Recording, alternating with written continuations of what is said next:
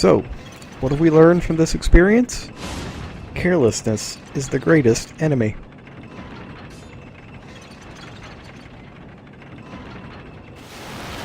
Moving on, we're back up here at the top of the elevator, and we're going to move on. By avoiding carelessness, we also avoided taking a pickaxe to the head. Not really a fan of when they just put enemies behind blind corners. That is one of the few things that feels legitimately unfair to me. Just, oh, surprise, you got ganked in one hit. No way to tell. But, on the plus side, since you have free movement over the camera, you can kind of sneak it by to at least maybe see if there's something waiting for you. Usually depends on how deep they put the enemy. Alright. There's treasure over there, which we can access by this beam. Of course it collapses. Of course. Jeez. Alright. So that beam's gone. Next step. Avoid being hit by rocks. This section's actually pretty nasty. If your brightness isn't high enough on your TV, you might not even notice this area over here. I mean, my brightness isn't that high, but I can still find it. It's marked by some red explosive barrels, so don't use fire attacks to try to clear them out. You'll explode. So the tricky thing that we can do here is, right now we are above the rock throwing guys. And what we can do is sneak behind them and put on the thieves ring,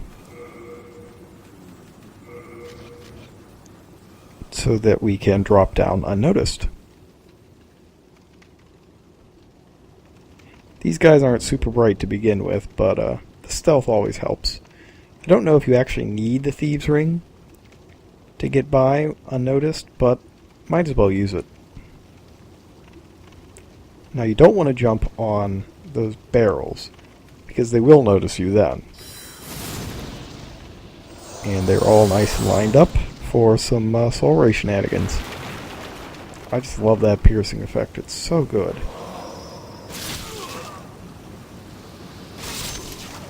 Those guys with the red hot pokers can actually do a lot of damage. They can get some fire damage on you.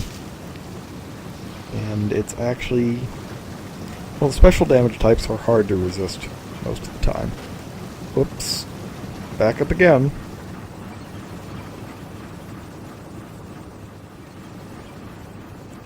Alright. This time, let's just not do that. Let's get this. The steel shield is one of the rare things that can really resist fire. It is, I believe it's 100% resistant to fire. They don't show all the damage types, though, on the screen, and they don't label them either. I know the first one's physical, but I always forget whether the second is magic or fire. I'm assuming it's magic. But yeah, I'm pretty sure that the steel shield resists fire completely. But it requires more strength than I've got.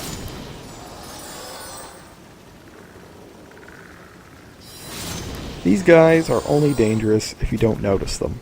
Once again, carelessness is our greatest enemy.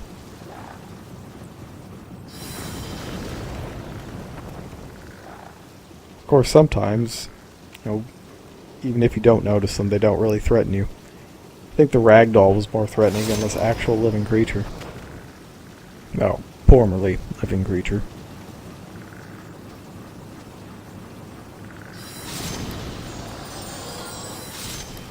Then again, I can imagine that this is a real pain if you are a melee character. I don't recall having a lot of trouble there on my previous playthroughs, but I could just be selectively blocking the memories. Wouldn't be the first time. Can't have guards without dogs, I guess. Other than that, not really sure why they reused the dog enemies here. Doesn't make a whole lot of sense. I mean, the first time around it did, because there was a fat official there, and it was clearly, his guard dogs. But I don't see one around here anywhere. Just in case there's more, though, I'm going to give Demon's Prank another shot. See if I can draw them off my scent with an annoying cackle / quacking sound. Quackle, if you will.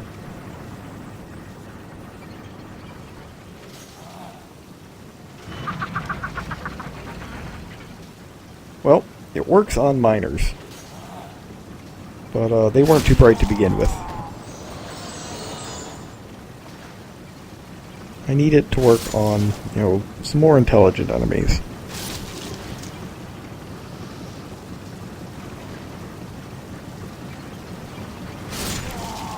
Excellent, another guy with an ore bag.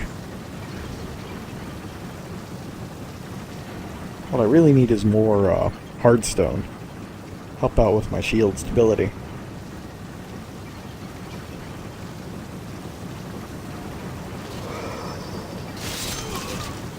Alright, and here we have our next target.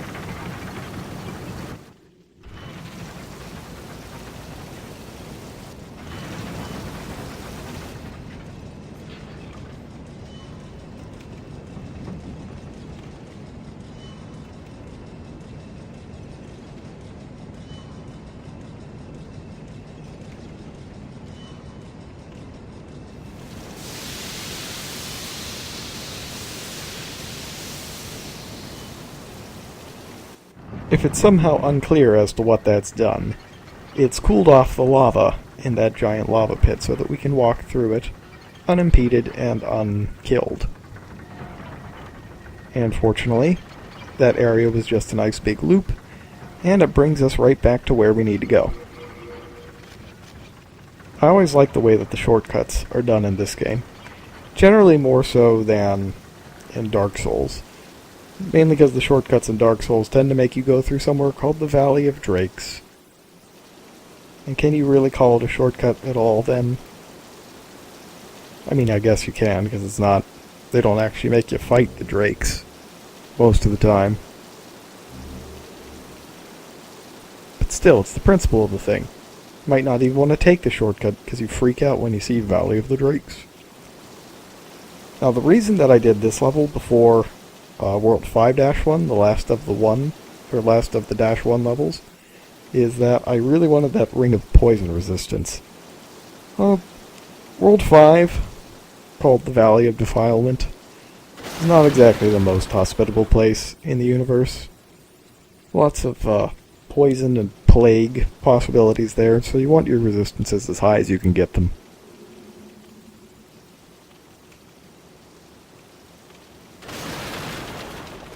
Alright. I see trouble in the future. There's a fat official there and a lot of barrels. And they're explosive. So the trick here is not to get close to those barrels because he'll blow you up. Which is problematic because the best way to clear the barrels by yourself is to slash them. So what I'm doing is getting him to do it for me. Or at least trying to. Those last 3 barrels really worry me because I just know if I get up next to them, he's gonna fire straight at them and kill me. Remember, carelessness bad. Now's a good time to use the water veil though. Since he is using fire attacks, I can possibly tank a hit or two from them to get up close to him. Of course he's not affected by Demon's Prank. Why would he be? Now, while Water Veil will definitely protect me from 1 or 2 flame tosses to the face, I don't think it'll stop me from being hit by an explosion. So we're going to fight him from this side of the room instead of even messing with those barrels.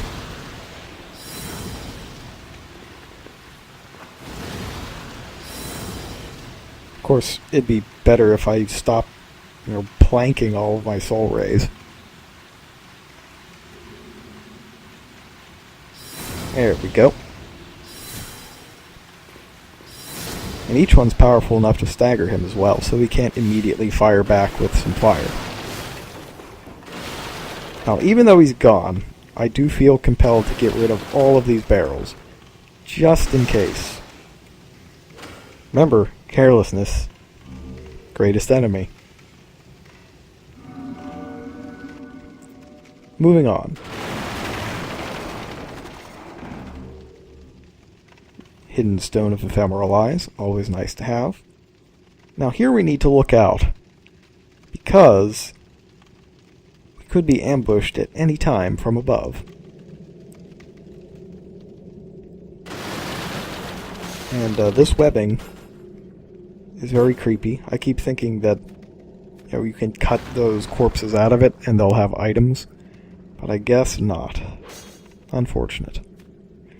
But what they are is a clue as to what sort of monster, or demon as the case may be, is waiting for us at the end of the stage. Aha! There's a guy dropped from above. Was a guy dropped from above. You could see him standing up there on the rafters from fairly far away, even in the gloom. Now this section's a little tricky, because it's hard to tell which beams you can walk by and which are too low for you to pass. The perspective is a little strange too. You wind up with beams in your way, blocking your vision. This would be a nasty place for an ambush, especially of the Black Phantom invasion type. And there is treasure up there. How do I get there? Right, ramp. I love ramp.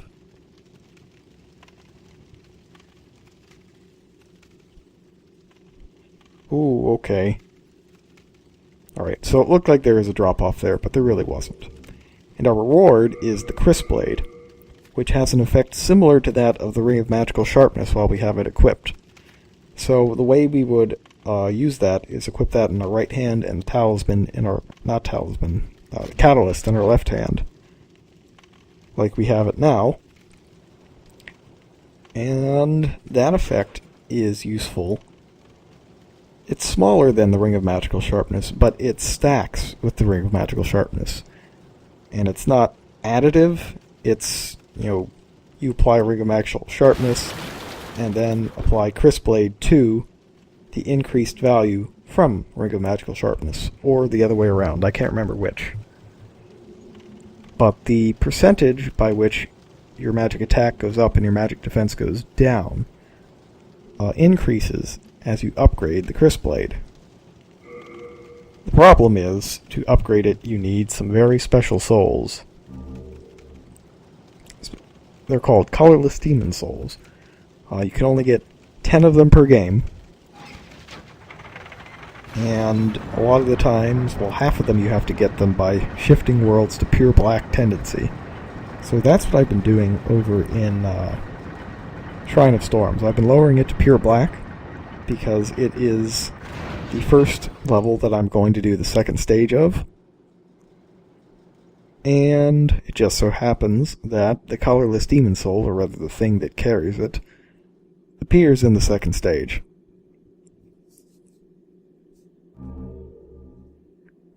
So by the end of the game, what I really want is to have a fully upgraded Crisp Knife, which will give you something like, plus 30% more magic attack. And I want to stack that up with the Ring of Magical Sharpness, and just see if I can get powerful enough to start one-shotting things. And by things, I mean bosses. You can do it. Combos are allowed. Alright, boss time. Armor Spider.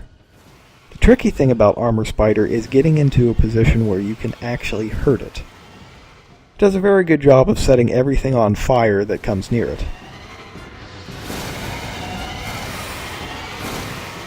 But that's not all it can do. It can also fire webbing at you to slow you down and make it, make it so that you can't roll away or dodge. That happens, you're basically just going to tank a fireball to the face. Not a whole lot to be done about it, other than shield.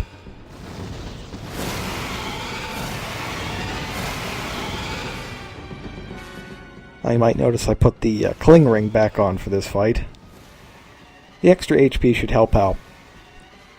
Because what I'm having trouble with is figuring out the range that I have to get into to hit it with a Soul Ray. Soul Ray's range is not infinite. And it's not as long as I'd like. But this should be good enough. Or maybe not. What you don't want to do is have to engage the spider from melee range, because then it gets a whole new set of attacks.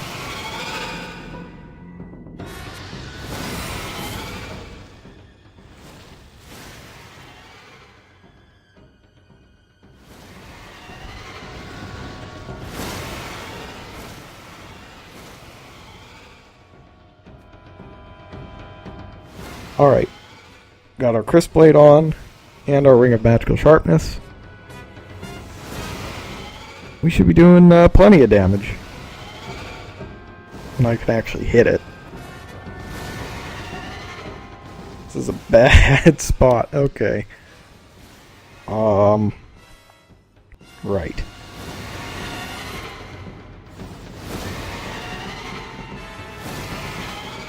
Close in. Got a zig and zag. There we go. Look at all that damage. It's about a sixth of her health taken off per. 4. Whoop. Block just in time. It's just getting hit by the web is so awful. The temptation is to back off to give yourself room to dodge so that, you don't get a flurry of fireballs in your face. While the big fireballs take a while to fire out, that triple shot she does can be spammed pretty much instantaneously. And that's why I'm retreating whenever I get spiderwebbed.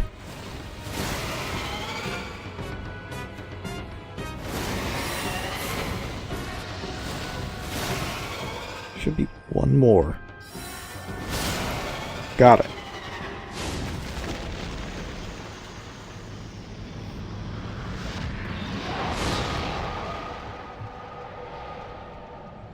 That's not too bad. As long as you don't have to go fight it melee. Alright. Let's go ahead and rearrange our equipment. And there's actually some treasure here in the lair to pick up.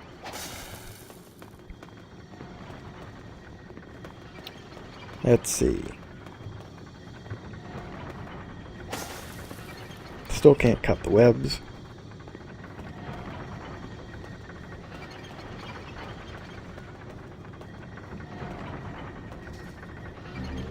Very nice. That'll be useful if I want to upgrade a bow ever. Probably don't need to. You can see a crystal lizard down there, but we'll get him when we come to do the next segment of the tunnel.